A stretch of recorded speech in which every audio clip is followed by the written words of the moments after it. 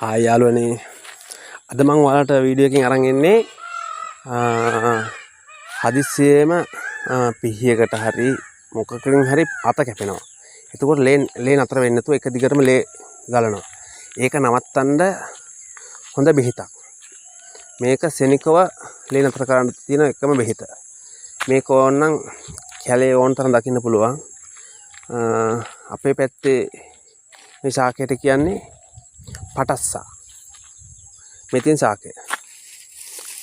ශාකය හොඳට බලා ගන්න. මේකේ මලකුත් හැදෙනවා. මේක නම් තාම ලා ගහක්. මෙන්න මේ ශාකයට පුළුවන් අපේ කැපිච්ච ස්ථානවල ඉතා ඉක්මනින් ලේ නවත්තන්න. මෙන්න මේ දළු අරගෙන මේක හොඳට ගල කම්බරන්න ඕන. ගල කම්බරුවන් පස්සේ මේක කළු පාට වෙනවා. නැත්තම් මේක අපිට පුළුවන් ගල කම්බරන්න බැරි වුණොත් එම කටින් හපන්න පුළුවන්. කටින් හපලා කුඩු වෙනකන් හපපුවන් පස්සේ මේක කළු පාට හුරු වෙනවා. එතකොට අර ලේ යන කැපිච්ච ස්ථාන තියෙනවනේ. ආන් ඒ හරියේ මේක තියන්න ඕන. මේක තියලා රෙදි පටියකින් වෙලන්න. හරිද? වෙලපු ගමන් මේ සෙනිකෝම ලේ නතර වෙනවා. ඕනම කැලාවක මේ ශාකය දකින්න පුළුවන්. ඕගොල්ලන්ට මේ කරන්න පුළුවන්. මම මේ දාන වීඩියෝ එක වටිනවා කියලා හිතනවා නම් අනිත් අයටත් බලන්න ෂෙයා කරන්න. මාව ෆලෝ කරන්න.